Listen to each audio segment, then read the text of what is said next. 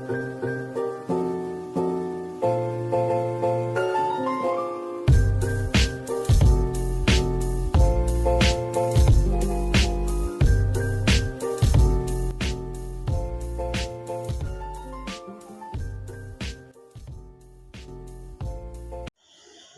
gente, tudo bem? Hoje vamos apresentar o artigo intitulado de O Museu Nacional do Rio de Janeiro e os debates públicos sobre as políticas culturais brasileiras. Um artigo de Giane Maria de Souza.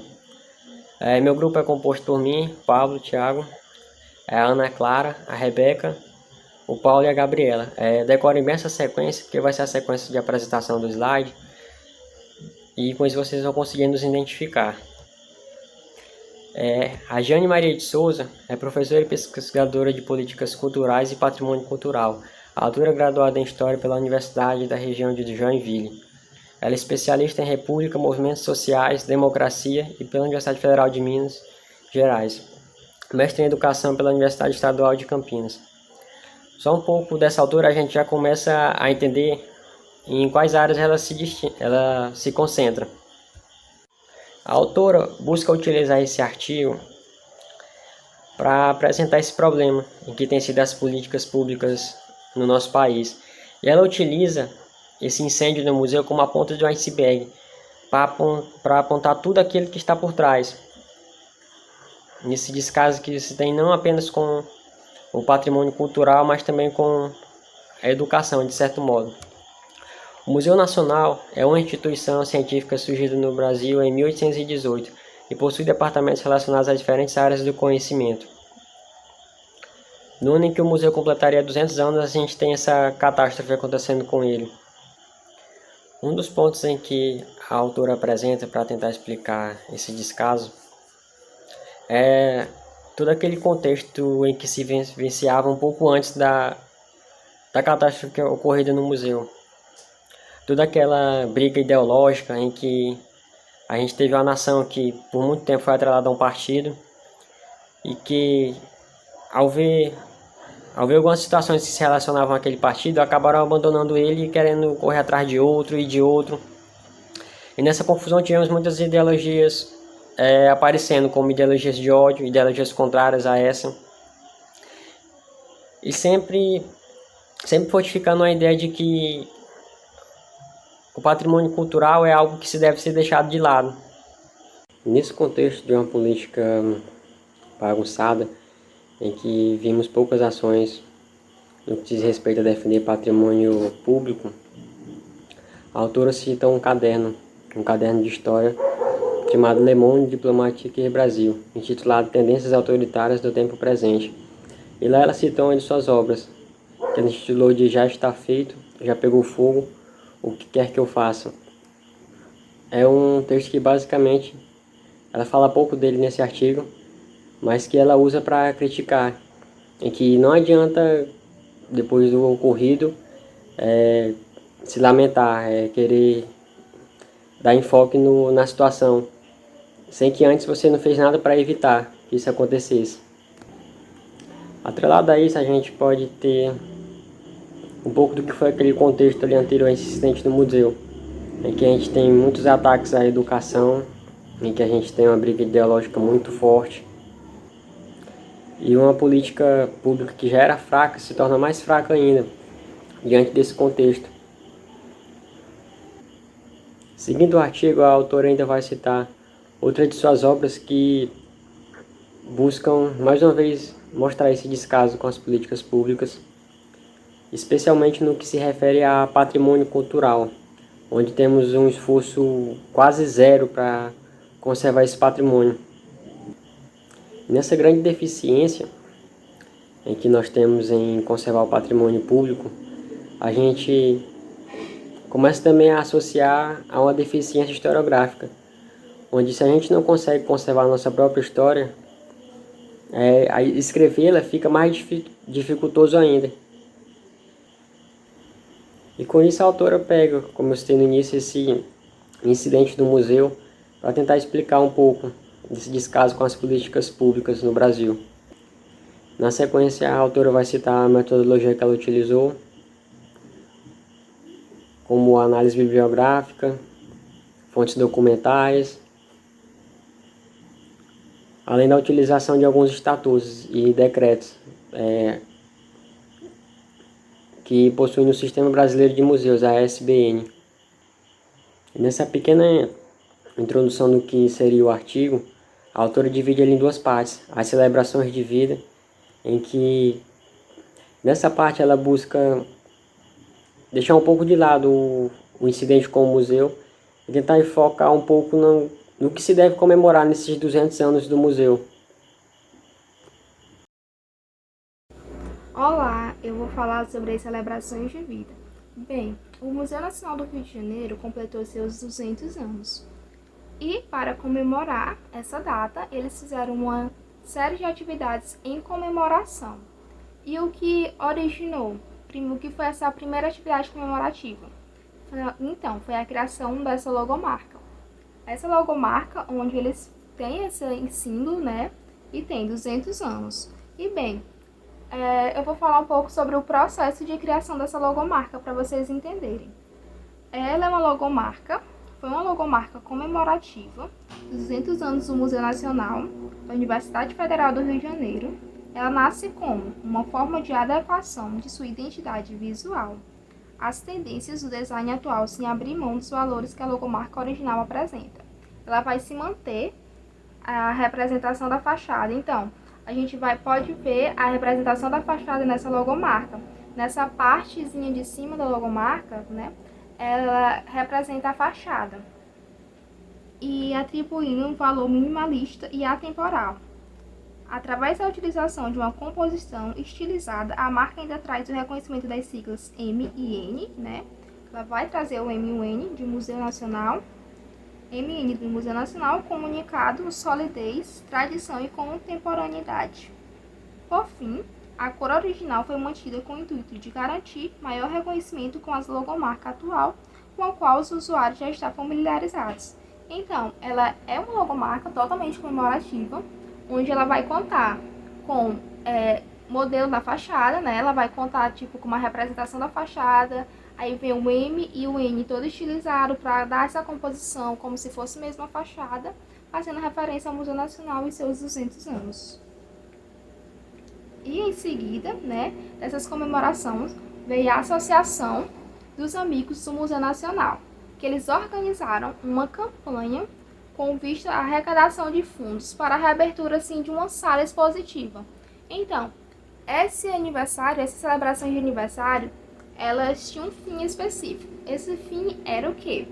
Era arrecadar fundos para abrir salas, para restaurar peças. Então, tudo que eles estavam fazendo para celebrar, eles tinham o intuito de arrecadar dinheiro para garantir esses fundos. Então, essa Associação dos Amigos do Museu, elas tinham um objetivo. Qual era esse objetivo? Arrecadar pelo menos 30 mil reais para abrir uma nova sala expositiva no museu. E a celebração do bicentenário tinha um objetivo, como eu já falei, esse objetivo era a arrecadação de fundos para manutenção, restauração e abertura de novas salas no museu. E a elite financeira e política foram convidadas para essa festa, com a estratégia de obter patrocínio. Bem, como eles não tinham tanto patrocínio, para celebrar os 200 anos do museu, eles fizeram um jantar de gala e convidaram toda a elite política e financeira. Só que, para eles obter esses possíveis patrocinadores, ele precisava da participação deles no museu. Só que o museu ele não é tão frequentado quanto antigamente. Antigamente as pessoas davam valor, né, para esses jantares de gala, a fim de socializar, fazer doações. Mas hoje em dia as pessoas não dão tanto valor. Então a elite não participa, não frequenta tanto o museu quanto era antigamente. Assim que surgiu, eles faziam esses jantares de gala, festas de gala e arrecadavam muitos fundos. Mas hoje em dia não. Hoje em dia a elite não faz mais questão de participar. E o museu ele estava sofrendo de dificuldades financeiras. Então, por falta de investimentos, por falta de apoio das políticas públicas, apoio das elites, o museu estava sofrendo com dificuldade financeira. A taxa de visitação, né, quantas pessoas visitavam o museu e tudo, não era o suficiente para manter ele. Eles necessitavam de novas salas, eles necessitavam que fosse restaurado peças, para assim eles manter o bom funcionamento do museu e sempre ter algo novo para mostrar para as pessoas no qual fosse visitar. E outra coisa que foi criada, né, para comemorar o aniversário de 200 anos do museu foi medalhas. Essas medalhas que vocês estão vendo aí. Elas foi criada pela Casa da Moeda, essas medalhas a fim de obter um retorno financeiro. Elas foram criadas e vendidas na internet, né? Foram criadas medalhas de bronze, de prata, a fim de serem vendidas para arrecadar mais fundos para o museu. Então, ela foi criada inteiramente para a comemoração do bicentenário do museu. E após isso, né, após a criação dessas medalhas, eles conseguiram arrecadar mais fundos, mas não foi também o suficiente para manter o bom funcionamento do museu. Bem, depois, com o bicentenário do museu e tudo que estava acontecendo, veio um historiador norte-americano e brasileirista, Williams. Ele vem fazer uma análise histórica do museu. E nisso ele vai revelar que a sua criação foi feita como equipamento cultural, mas também como uma forma de a corte portuguesa manter seus hábitos culturais no Brasil. Então, o museu ele foi criado com o intuito de a corte tirar proveito deles, né? Da corte usar o museu para se promover, da corte usar o museu para fazer doações e tudo, falar que eles eram benevolentes e assim fazer jantares de gala, se encontrar. Então, ele foi criado com um intuito. Bem, e os museus eles sempre tiveram uma função definida, seja de divulgar os olhares, os usos, os gastos estéticos, os colecionismos, as práticas culturais e as percepções sociais de quem os cria, e tudo isso fazendo parte de um processo elitizado. Então, os museus era algo elitizado, né? Quando ele surgiu 200 anos atrás, ele estava ali no meio da elite, ele estava ali no meio dos hábitos culturais da corte, né? Como eu falei anteriormente. E eles usavam o museu mesmo como a forma de se promover, como uma forma de estar lá falando, quem tem mais riquezas e isso. Porque antes lá eram feitos leilões, essas coisas. Então eles usavam lá a prática de um museu para fazer o colecionismo deles, de mostrar os seus gastos estéticos, né? Quem tinha mais dinheiro. Bem, assim sendo, o nascimento do Museu Real, que mais tarde foi renomeado como Museu Nacional, além de evocar a aura colonizadora do Império, ensejou a prática cultural de uma determinada elite com seus colecionismos e mecenatos.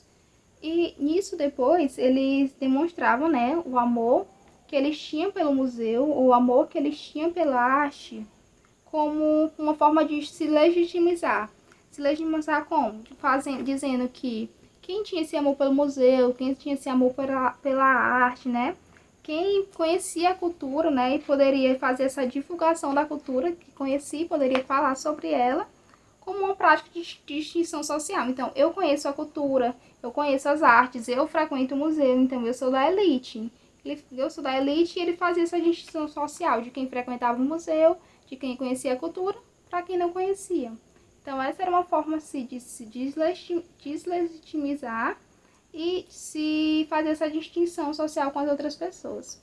Bem, foi isso a minha fala e agora vou dar a fala para a Rebeca. Boa tarde. Dando sequência às nossas discussões, né, pautadas na primeira seção do artigo, que essa primeira seção ela é intitulada As Celebrações de Vida. O primeiro tópico que eu trouxe aqui, selecionei ele porque ele contempla muito a fala final da Ana. E aí já é um gancho para a gente continuar e não perder a discussão.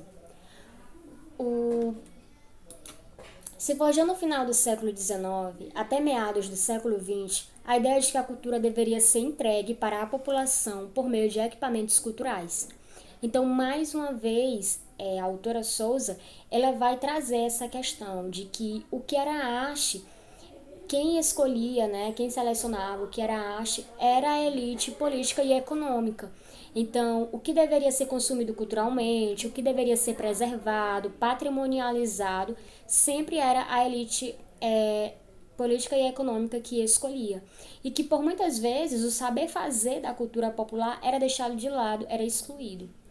E aí, seguindo essa linha de pensamento da autora, ela traz uma frase bem impactante do autor Mário Chagas, que é um importante pesquisador nessa área quando tratamos questões acerca de museus. E a frase é: há uma gota de sangue em cada museu.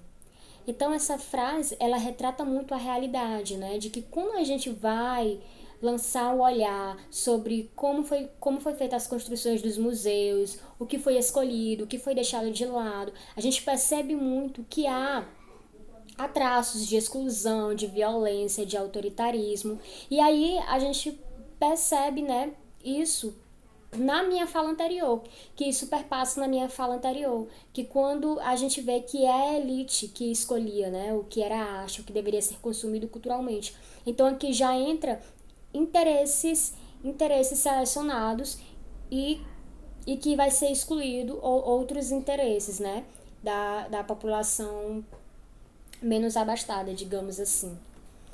A égide patrimonialista, desde a criação do Serviço de Patrimônio Histórico e Artístico Nacional, em 1937, que é o atual Instituto do Patrimônio Histórico e Artístico Nacional, impulsionou a criação e a salvaguarda de coleções artísticas, de móveis, de documentos e de sítios históricos, sítios arquitetônicos, arqueológicos e naturais, assim como muitos museus e galerias em território nacional. Então incentivou-se, foi criado muitos espaços culturais, onde nesses espaços era feita uma legitimização e uma consagração das artes. E mais uma vez a gente levanta essa questão, que essas artes eram selecionadas pela elite e também eram voltadas para a elite. Outro tópico que eu trouxe aqui e merece bastante nossa atenção é que o mecenato ele tornou-se uma prática cultural consolidada e instituída no âmbito privado e público. Então, a elite colonial e republicana patrocinavam muito, né, a questão das artes. E a autora vai dizer que esse patrocínio ele se dava porque a questão da cultura, da educação, acabava fazendo emergir um sentimento nobre, digamos assim, na elite. Uma elite que acreditava na distinção social. Então, o que é que acontecia? Esses equipamentos culturais, eles eram disputados e muito vangloriados pela elite, porque dava muito, né, aquela questão de status. Havia um status para quem praticava o mecenato, para quem cuidava de questões culturais.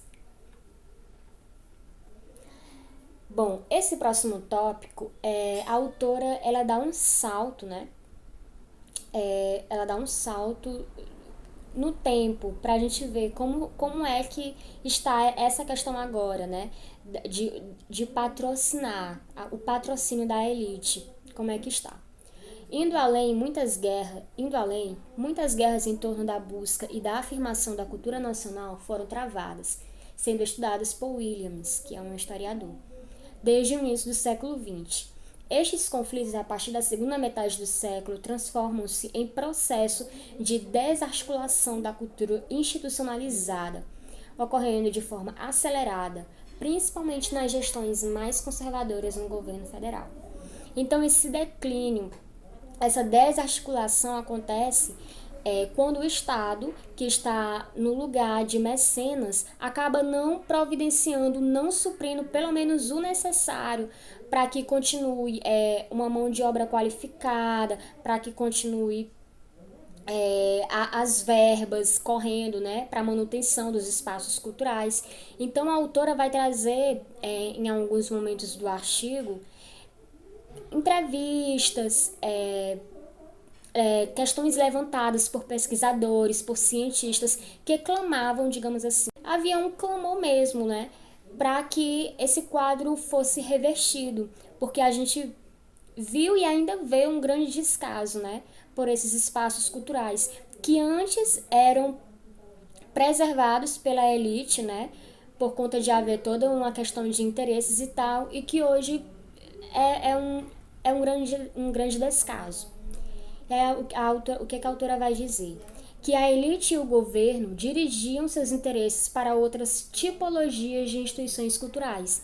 Então, ela traz essa questão porque ela vai discutir que houve uma diminuição quando a gente vai comparar, né, a elite do passado, ela preservava muito, como exemplo, né, os museus. E aí agora a elite do tempo presente não tem tanto essa preocupação, e a cada dia mais que se passa vai diminuindo essa preocupação. Então ela vai dizer que isso se dá muito porque os interesses estão voltados para outras tipologias de instituições culturais. E aí ela vai trazer um exemplo, que é o Museu do Amanhã, lá no Rio de Janeiro, que foi inaugurado em 2015. Eu trouxe essa imagem para vocês. E ela vai dizer que houve um grande gasto, né, na construção desse museu, e que quando a gente vai observar os outros museus existentes, como o Museu Nacional, estavam a minguar, né, deixá-los de lado, com total descaso. E que a elite ela vai focar muito mais nesses tipos de museus, né? Museus tecnológicos com poucos acervos, e que o Museu Nacional, né, trazendo o Museu Nacional para essa questão, o que estava lá dentro, os acervos, não trazia mais, digamos assim, um interesse para a elite, né, que está muito mais focada nesses tipos de tipologias de instituições culturais, nessas outras tipologias. E aí a autora ela encerra essa sessão trazendo essa reflexão e essa problematização, porquanto muitas reportagens realizadas por ocasião do aniversário do Museu Nacional do Rio de Janeiro denunciavam a destruição histórica, científica e arquitetônica que o equipamento estava sofrendo em 2 séculos de existência. Em muitas matérias jornalísticas observavam-se as lamentações de uma morte anunciada. Então, a gente percebe que a elite, o governo, está tendo um descaso muito grande para essas questões, né? Para a preservação cultural desses espaços, como exemplo, os museus. E aí, na próxima sessão, ela vai discutir essa questão, né, da morte anunciada, né, do desenrolamento do que aconteceu com o museu, que houve esse trágico incidente, né, como a gente sabe, que foi o incêndio. Eu agradeço a atenção de vocês e agora a gente vai continuar a discussão com Paulo Rogério.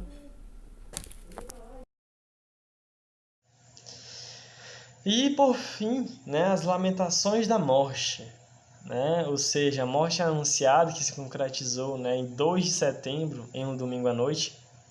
A sociedade brasileira ela assistia estarrecida, né, o Museu Nacional arder em chamas.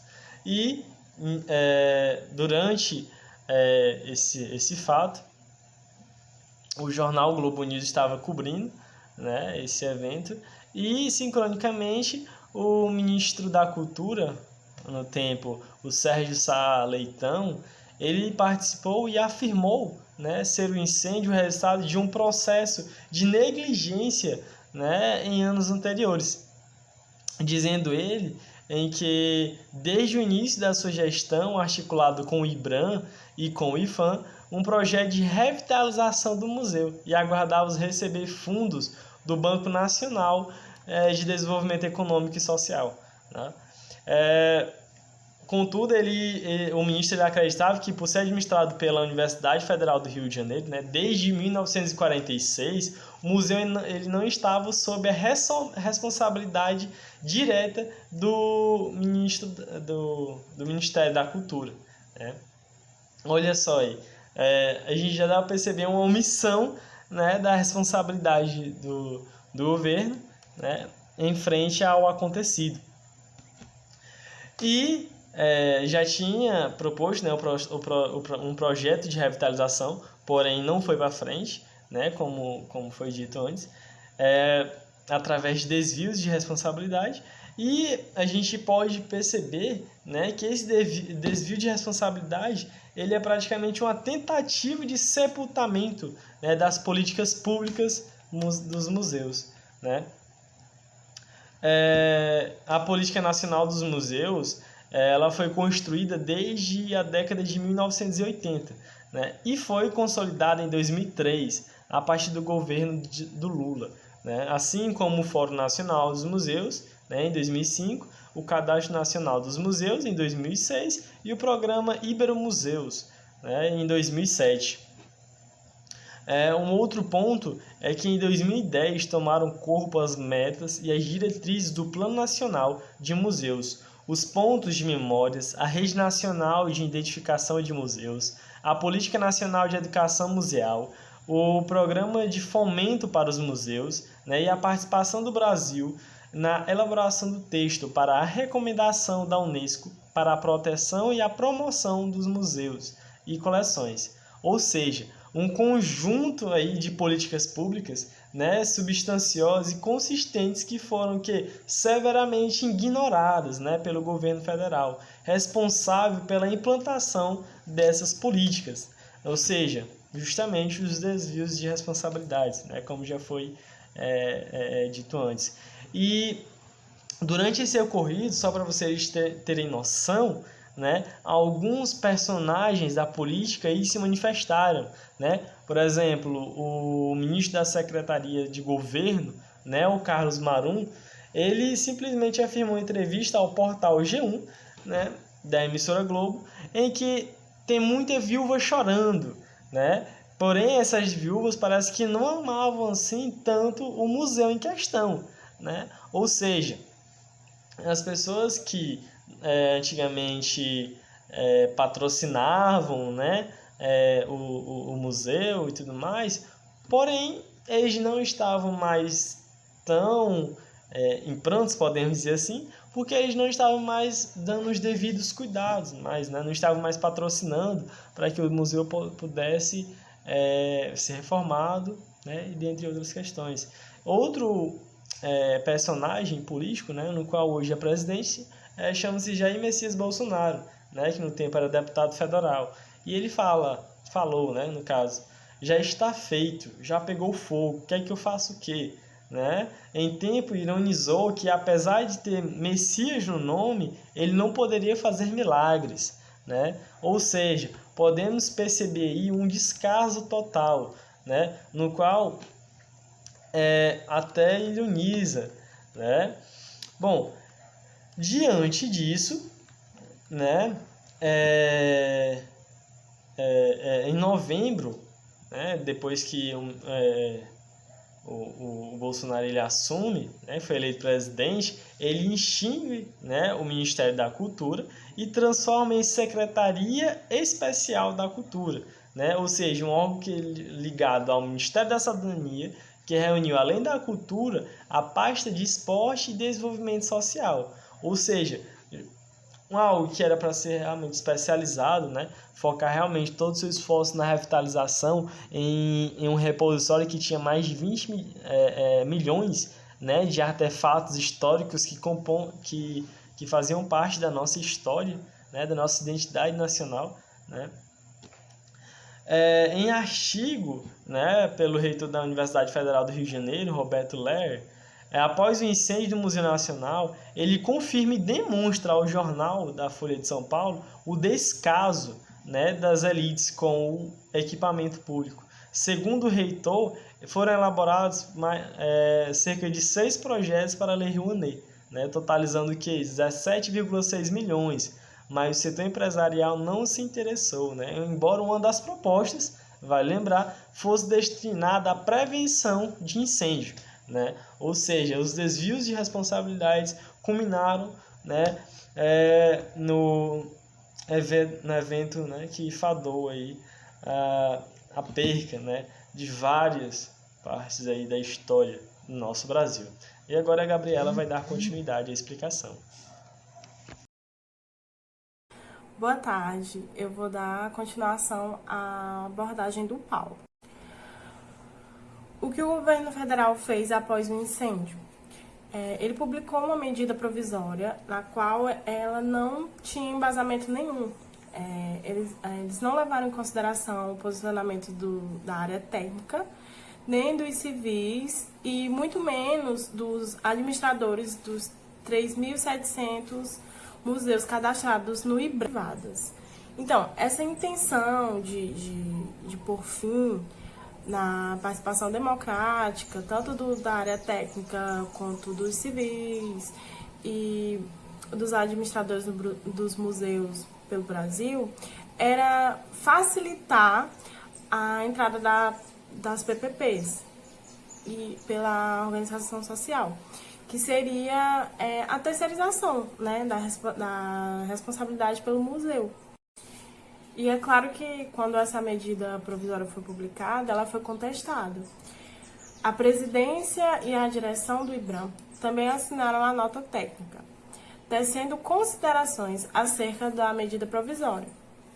E além disso, eles pediam, né, que o IBRAM tivesse uma manutenção e não um fim, porque a intenção deles era unir em apenas um órgão as responsabilidades por inúmeras coisas, né? E mais uma vez isso negligenciaria a administração do museu, né? Os cuidados com o museu. E por isso que eles contestaram, não aceitaram essa medida. Estas questões explicam que as condutas do governo são posições políticas ideologicamente posicionadas.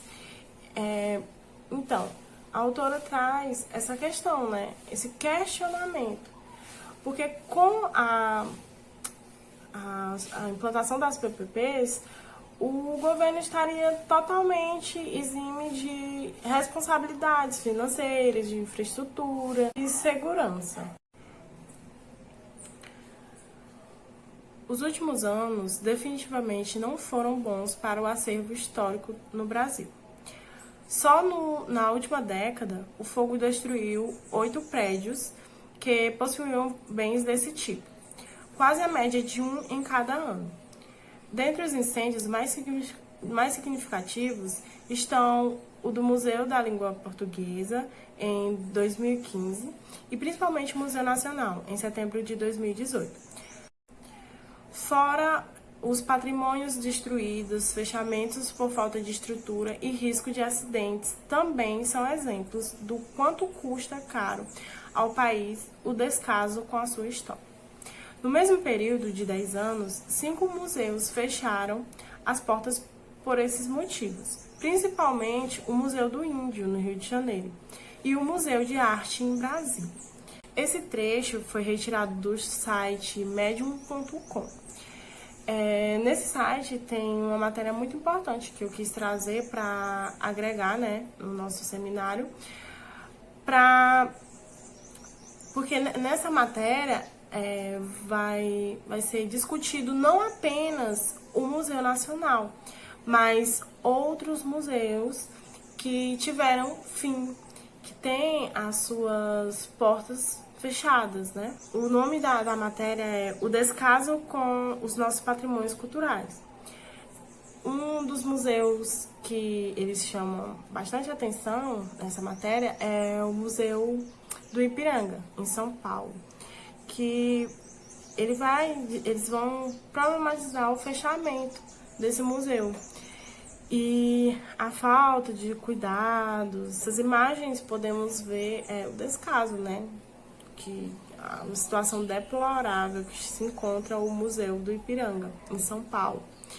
E nessas 3 imagens a gente pode ver como estava o museu.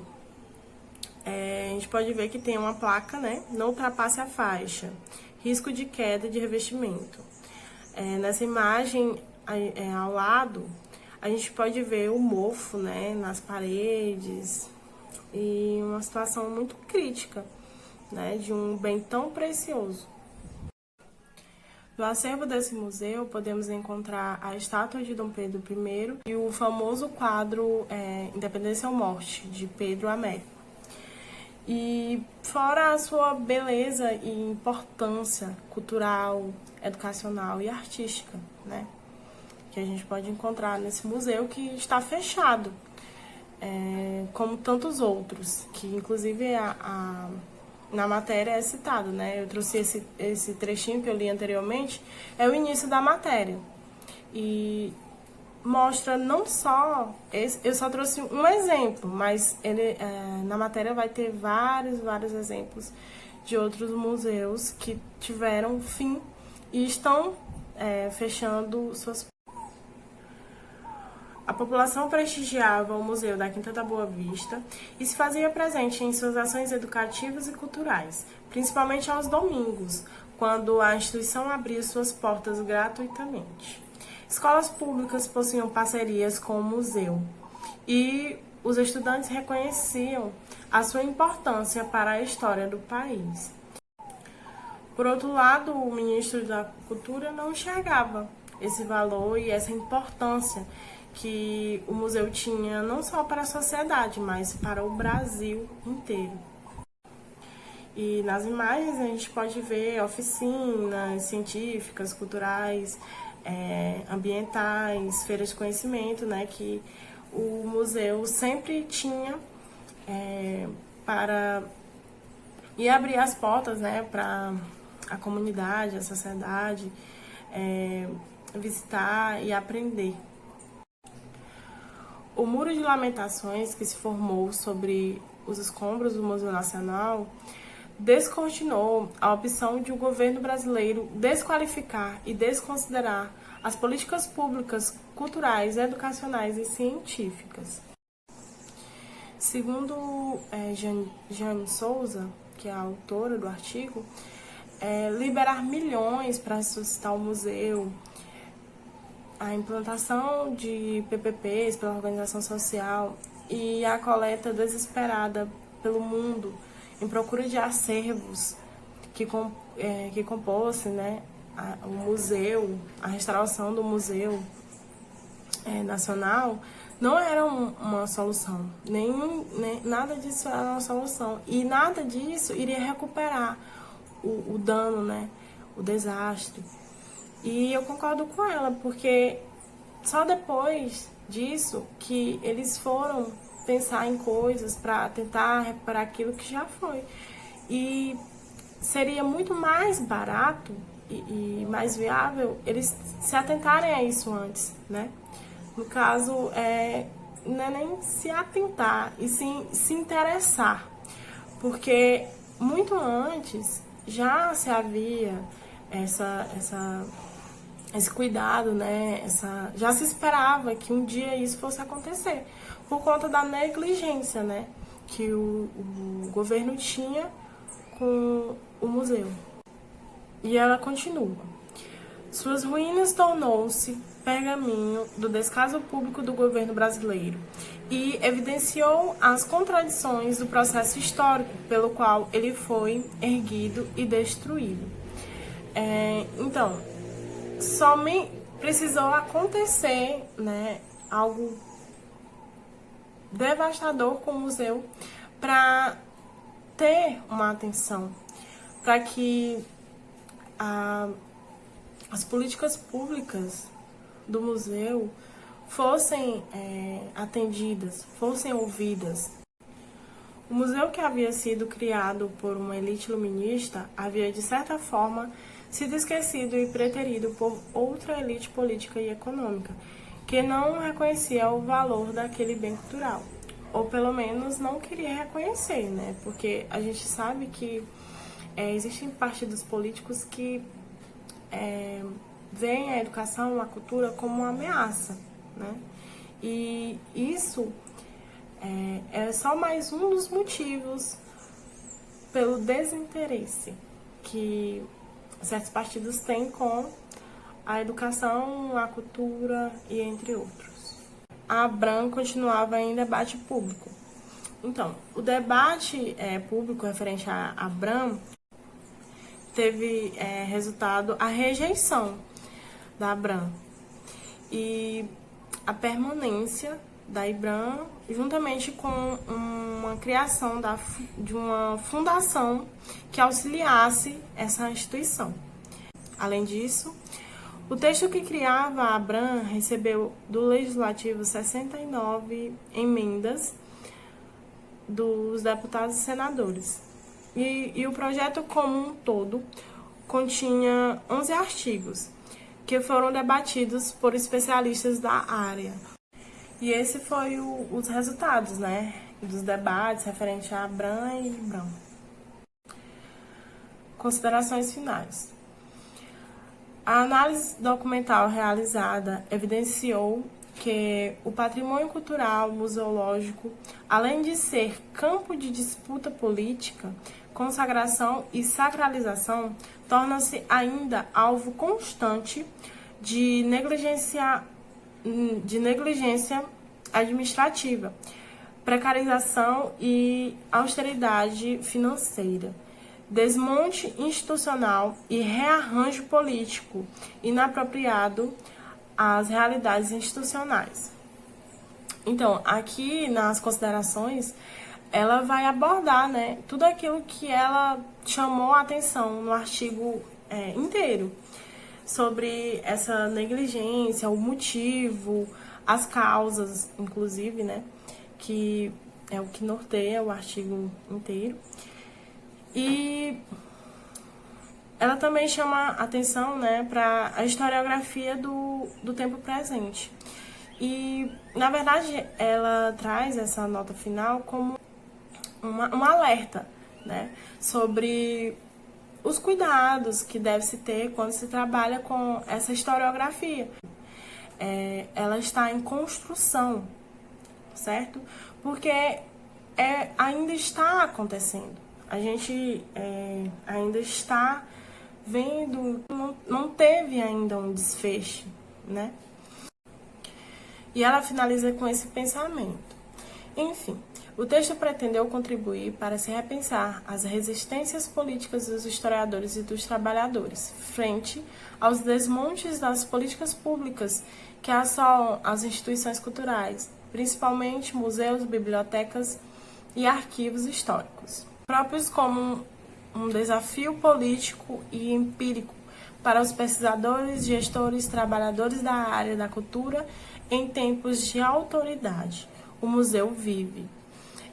E Jeane Souza, ela finaliza, né, o seu material dessa forma, como, na verdade, um grito de resistência, né, contra tudo isso que a gente acabou de abordar, todo esse descaso que o governo federal e os ministros, no caso o ministro da Cultura, tem com bens tão preciosos e tão representativos, né, para a cultura e para o Brasil, o país como um todo.